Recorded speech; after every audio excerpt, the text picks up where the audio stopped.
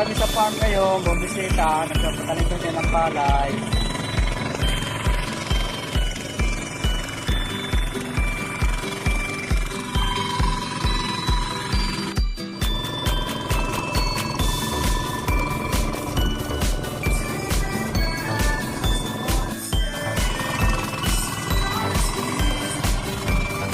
Hello everyone, ito yung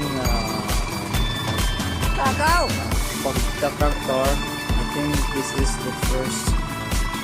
Then bago magtanim ng palay, yan ang kanilang ginagawa. So yan look.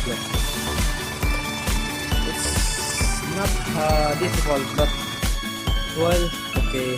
At saka ito yung tatanim na ng palay. Kasi ngayon ay taniman ng palay doon sa rice field ko. We are 18 person. So thanks God. Sana maging maganda ang tubo ng palay na matapos yung isang party ng rice planting. Hello! Punta muna kayo rito. Mag-stack muna kayo. Kasi ang oras now, it's already almost 10 o'clock. Dito may dala akong Spanish bread at saka water.